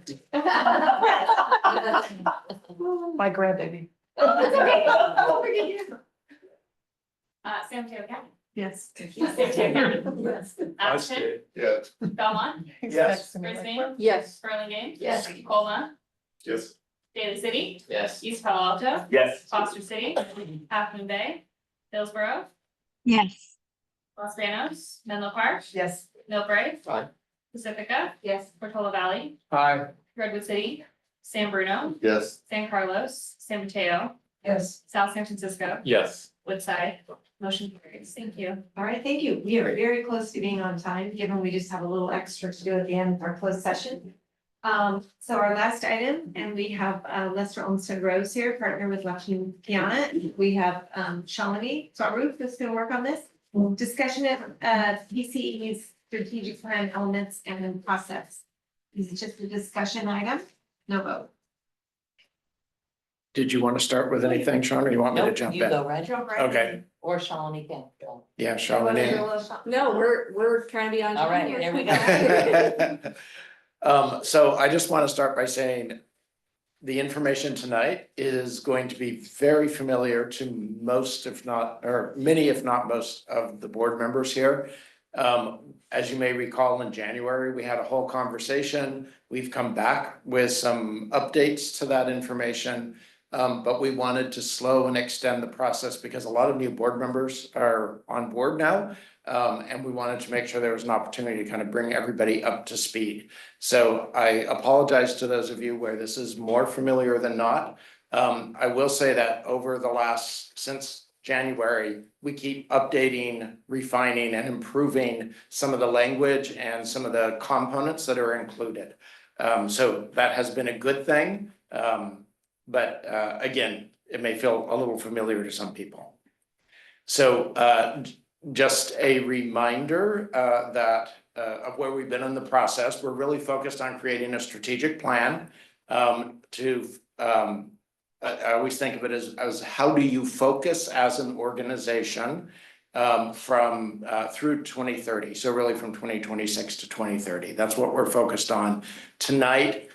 We are looking at the components, and all we've really been working on since last year are the components that are board specific, kind of what that the board drives with a lot of staff engagement. And I've said some of these things here, and we're going to go through those elements in the bullets. After tonight, this summer, we're going to build out the staff-driven components of the strategic plan. And our intention is to come back in October with a full strategic plan. So this is actually, think of this almost as a table of contents. These are the things that are the strategic plan will include these elements with one exception. So the mission and the vision we're going to talk about tonight. The guiding principles we're talking about tonight, strategic policies. We're going to talk about all those things tonight. Agency goals will be part of the strategic plan, and those are major goals that cut across the organization. There are other goals that individual departments will have that will not be part of the strategic plan, but we're starting to work on that with staff. And objectives and key results for the most part will not be part of the strategic plan. There might be some elements in terms of what you're tracking could be included, but we wanted to present this as a template so you can see kind of what we're building out. So there was a question after January. It just seemed like a lot of the decisions and conversation coming out was pushing up against the current mission and vision, and the need to update mission and vision seemed pretty clear. And so Gwen Rose, who's not here tonight, she led a process to update mission and vision. So mission, just as a recap, is the mission of an organization. It articulates your purpose and your vision. Your purpose and the impact you want to have. A good mission statement can motivate and create unity. And it is something that resonates with customers and community. So you can use it as external communication. A vision defines what you're working towards. I always think of it as, what the world will be like because we're here. And it needs to include, based on PCE's previous work, it needs to reflect equity, innovation, prosperity, Those are elements that come up all the time in PCE and the world you want to build. And it is something that can align stakeholders around really your long-term impact, again, what you want to get to. So in the mission refresh, again, there was a process, different ideas were raised. Those ideas were vetted with board, with the community advisory committee, and with staff, and through a very systematic process.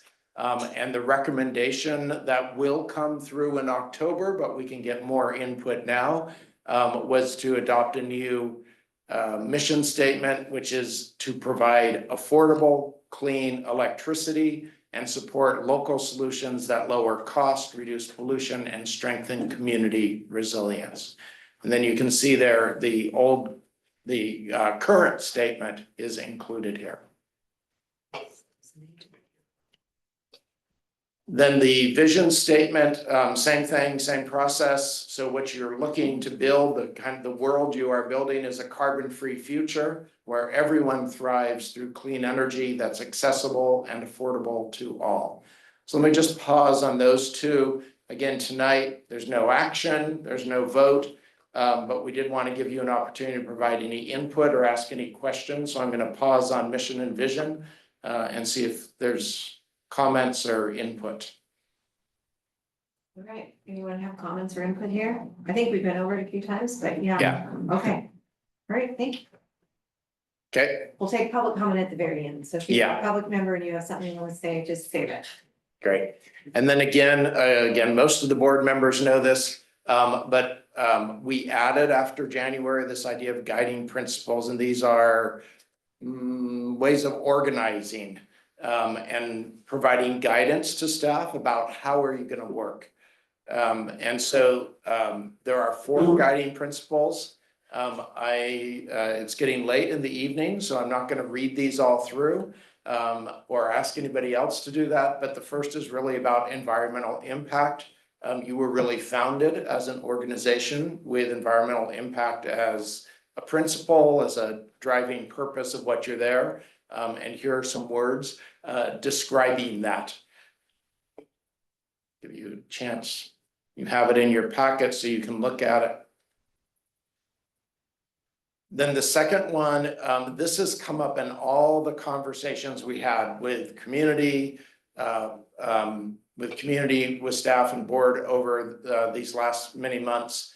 Customer-focused approach. It keeps coming up over and over again.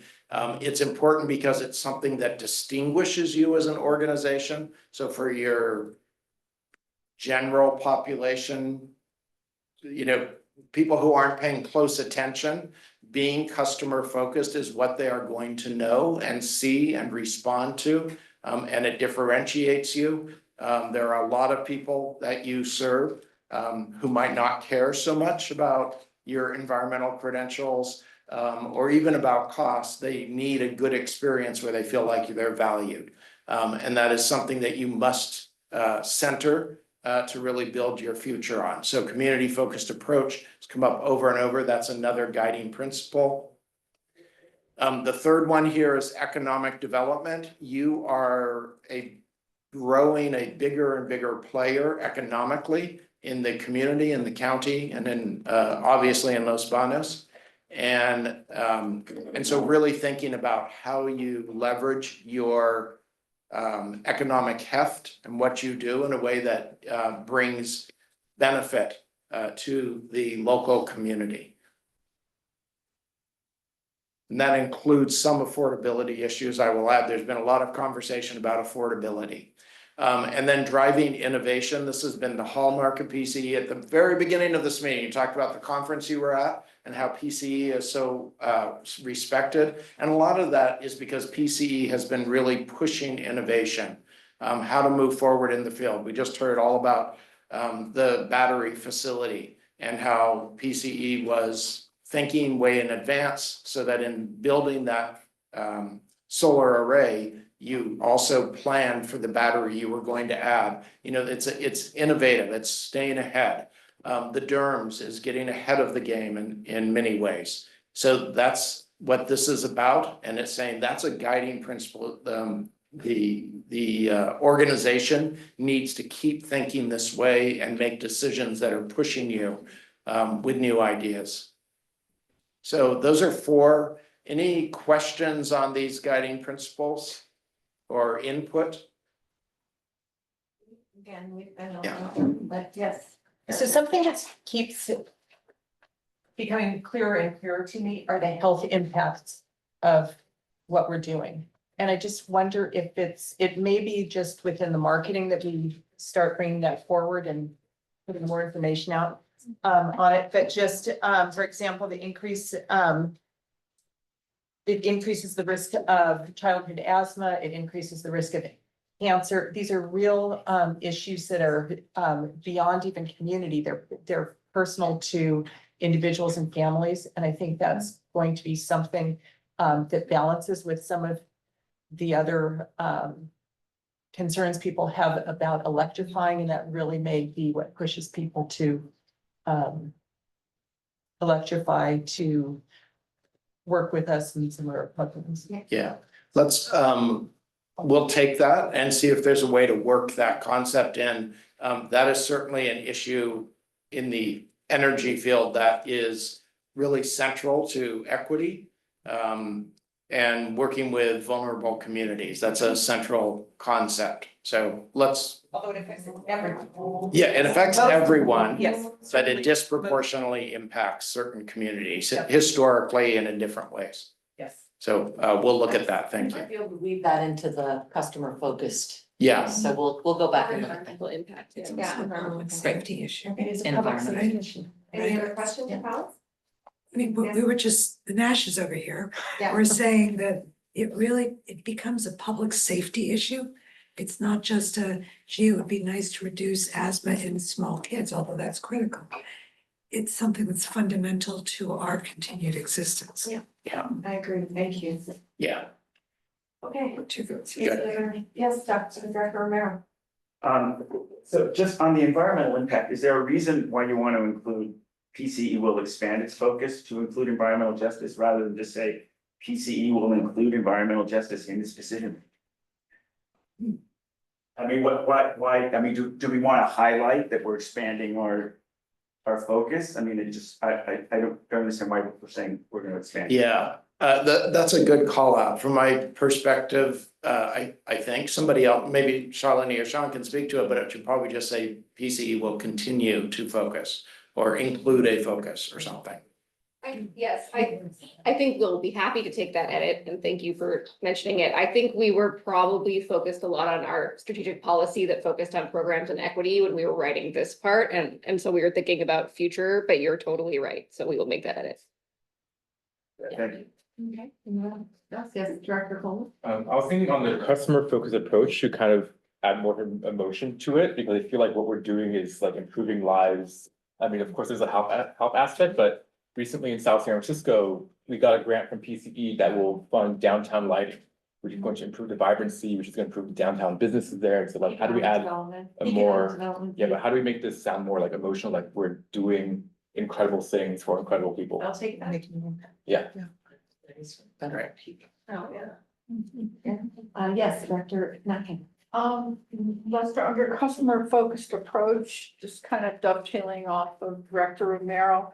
It says seeking to provide affordable energy, blah, blah, blah, will be at the core of what will differentiate PCE from other providers. We're already doing that. It makes it sound like we're not doing it and we're gonna try to do it. It is at the core. Right. Is at the core. Sure. Yeah. Thank you. Great. And I would suggest if anyone else is, reading this along with the 60-page report, and if you have comments or any additional thoughts, this is a live, living, sort of fully functioning document over the summer. You can email Lester, you can email Sean Shalini, any of them, they can take your thoughts. So if you just see something that strikes you a certain way, or you think of something, please do feel free to send it in. This isn't today's only shot. Yes. Yeah. Director Nash. I just want to say, it's amazing that it keeps getting better each time. Yeah. I just wanted to add, I thought the operational excellence was really impressive. It really articulated a lot of different facets. I like it a lot. Thank you. Well, Thank this you. has been a lot of work, and by a lot of people, I want to particularly thank the people working, Leslie, Adam, Rick, Marty have been working on this strategic planning committee. With me, it's been a lot of work with these guys, and that whole group has just been really, beneficial to have their input along the way. And thank you for all reading it and taking time in. There is no vote on this. I'm gonna go ahead and open it up to public. Oh, we're not done, sorry. Not done, sorry. May I ask you, Leslie, may I ask you to, in the strategic policies, only focus on maybe what's changed, or people Yeah. put on the first three and We focus still on the have a four? whole other thing we need to do. Yeah. My clicker is no longer working. Yes, you do. There it goes.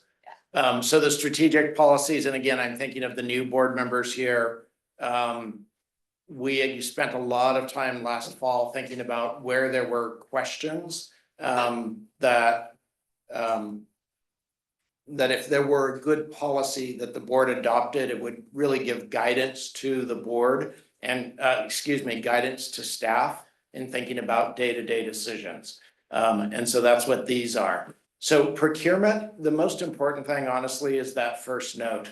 You are in a time of turmoil around this. Roy can speak to this, but we've already heard about it with the battery. So basically what we're saying is we worked a whole lot on this language and put in all these words that are very specific to capture specific nuance. Let's just pause thinking about this because it's gonna shift before this comes back to you in October. It's going to the procurement subcommittee. Yeah. Next month, and it's not gonna shift that much. So. Oh, okay. Don't be afraid. Sorry, I It's going to oversold the shift, change. But not that much. Yeah. Okay. Programs and equity, what has changed, there have been a lot of individual words and pieces that changed, but mainly what you saw in January, it's really just been tightened up a lot.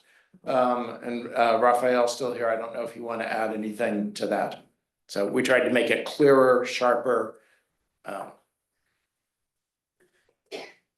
Then distributed energy resources, this one is kind of a different nature. This is really saying this is what you're leaning into. So the other two are things you have been doing. It gives a little direction about some of the friction points.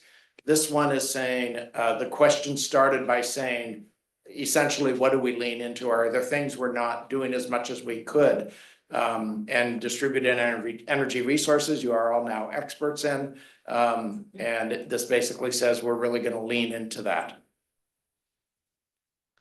And operational excellence, this is designed to reflect the fact that if you're gonna be customer focused, if you're going to be affordable, if you're going to be innovative, you need an incredibly efficient and effective support team that lifts all of that up. And so this really provides some guidance about some of the things you are focusing on in your day-to-day, in the operations and the support operations. The organization, we keep saying this, but I think it's really good for the board members, the new board members, especially to understand, is that up until the last few years, PCE was still operating as if it were a startup.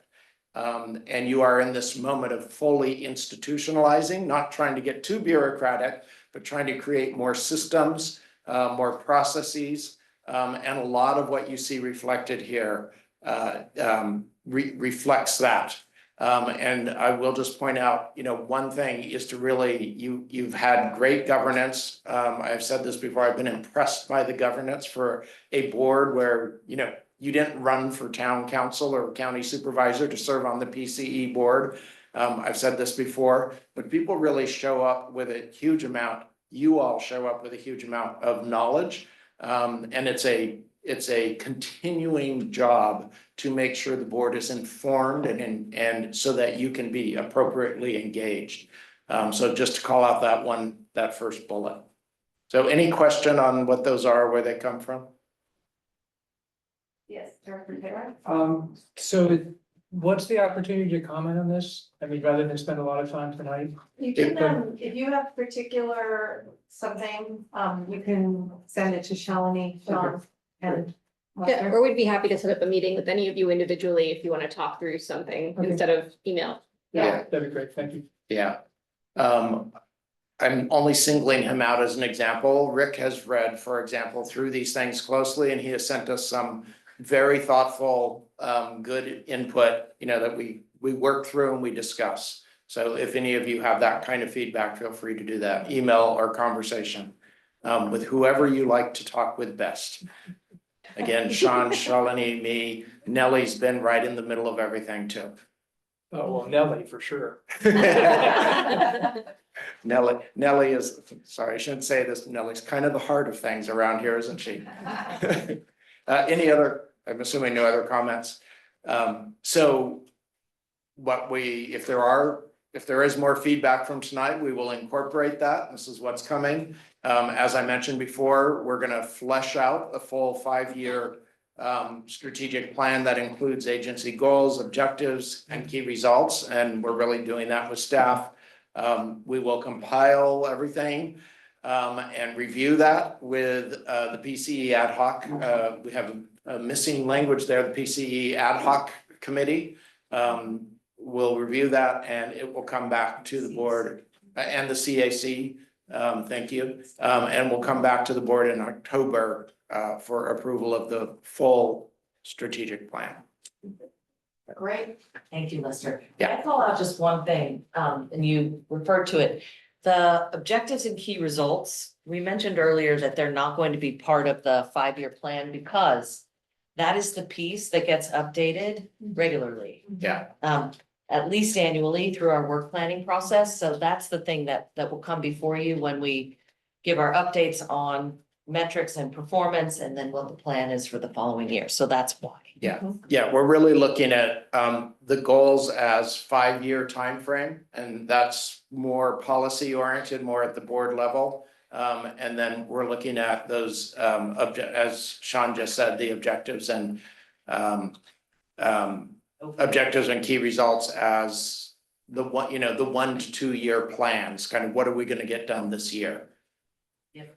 And I would just like to add a big thank you to Lester. We started this project with 2 consultants. You can see we have 1 left standing because we are really a lot of work. So I just want to thank Lester for staying on with us longer than you anticipated and being so diligent and present. We really appreciate it. Thank you. I do actually have a sidekick in the background that Shalini and Nellie especially work with from time to time. So I'm not all alone. Thank So you. thanks. Okay, any additional questions or comments? Okay, members of the public? Anything, Nelly? David here? Okay. Okay, then that item, we'll go ahead and close that item off. And if you have any additional comments or questions, you can please just direct them over to the staff. And they'll work with us or any of you to set up a private meeting, or they can answer them via email or on the phone. And thank you for everyone taking an opportunity to read. All right. With that, I'm going to move to item 11, which is board member report for anything anyone has. If no one has anything, we'll move into our closed session. Okay. Thank you all. Good meeting. All right. Yes, Right, so Sean, we're gonna. I believe on you- Donna, we have public. Oh, we went hand raised from John and from Stacy. Okay, I'm not sure what. is it about the item we just closed? I'm not sure. Okay. Thank you. John, are you there? Hi, everyone. I understand that I wanted to make a public comment earlier related to the CEO report. I was at my daughter's open house and couldn't join earlier, so I just wanted to ask permission before I make that comment, if that's okay. It's technically closed. Technically, we closed the meeting. Can you bring it to our either our executive committee meeting in, I think, 2 weeks? Send an email. Or Send an email. Yes. Yeah. Okay, sounds good. Thank you. Thank you. Apologies. No problem. Yeah, no problem. You can always write in advance if you have something you want to put in. I'll go public hang out comment. in my office. Okay. Yeah. Sean's gonna go ahead and. Thanks, Sean. Thank you all very much. Thanks, everybody.